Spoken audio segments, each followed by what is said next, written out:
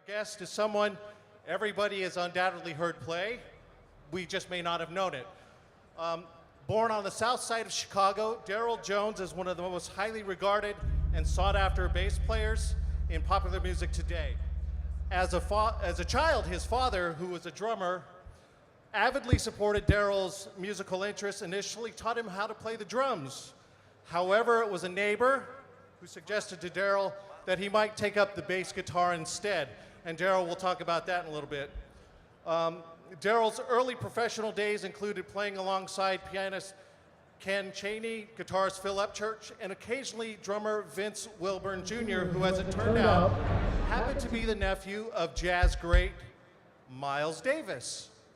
We'll talk about that in a second. So Wilburn recommended Darryl to his uncle, and following a tryout in New York, Darryl promptly landed the gig. Now, as word got out about his talents, more tour and studio work came his way, and in the years that follow, Darryl has recorded and played with many of the biggest musical acts in the jazz, blues, and rock genres. Since 1994, however, following the retirement and departure of Bill Wyman from the Rolling Stones, Darryl has been an integral part of their lineup and has recorded and toured with the Rolling Stones for the last 20 plus years. Now, we can go on and on about his musical accomplishments, but again, you're not here to listen to me, so please welcome to the Club QSC stage at Winter NAMM 2015, Rachel Z, Omar Hakim, and Mr. Darryl Jones.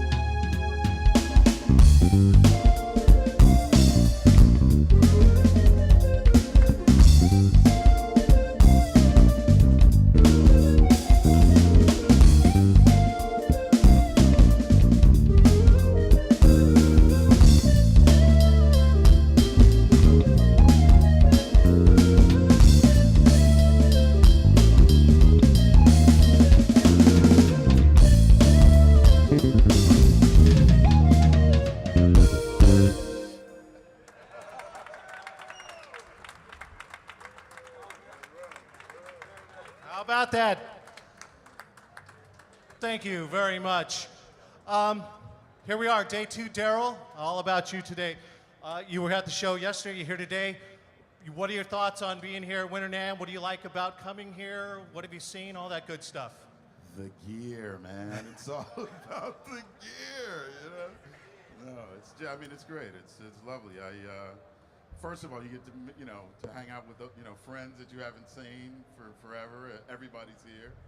Have a good time doing that and check out the new gear and, lucky this time get a chance to play with some great musicians and yes, great indeed. friends. So, no, I'm glad to be here. Very happy to be here. Well, we're pleased that you could join us here at the QSE stage. I want to talk for a little bit about some of your early days. Your father was a drummer.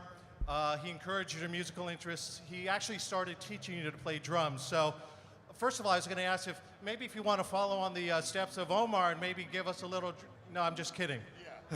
Yeah, that's a really good joke. Although I do have my kids set up at home, and I am slowly getting. When I'm 80, I'll be ready. Very good. No, but back to those early days when your father was teaching you, he supported your musical interests. Was your father professional, or tell us a little bit about those early years of starting your music? Well, basically, my dad was not a professional musician.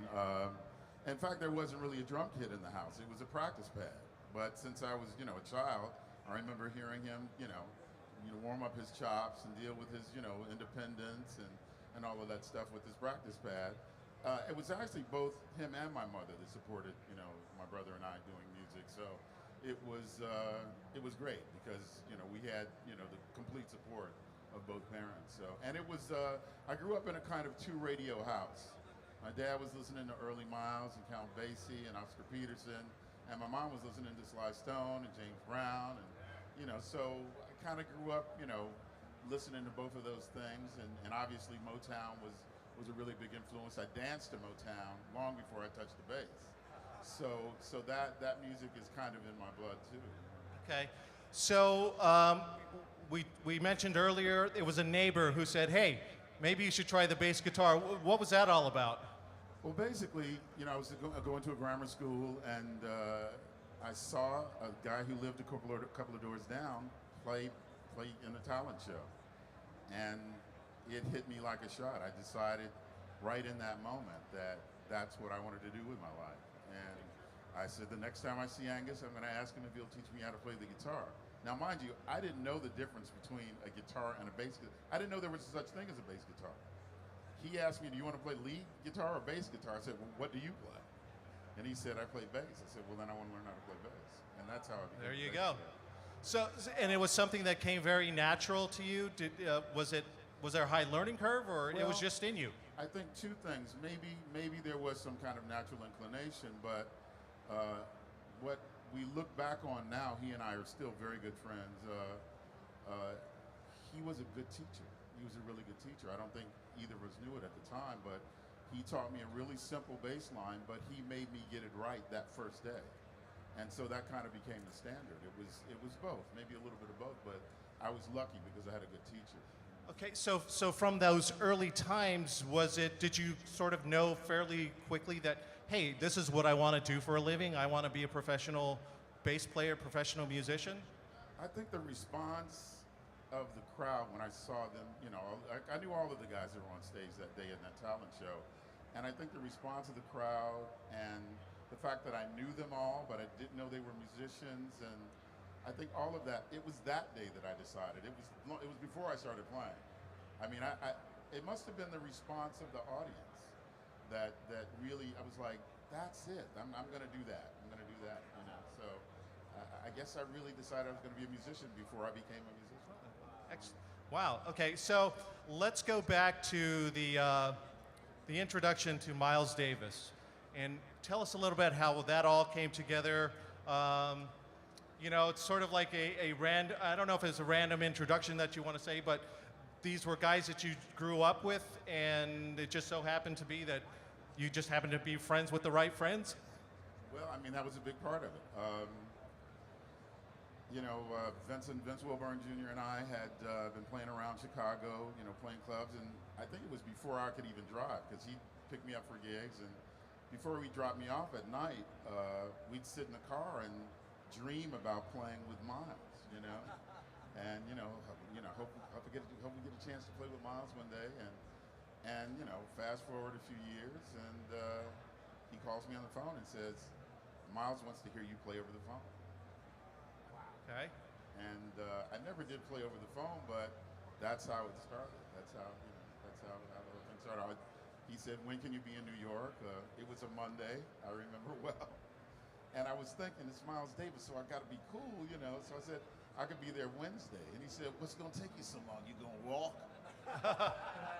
And so, no, I'll be there tomorrow morning, you know. So I went and auditioned, and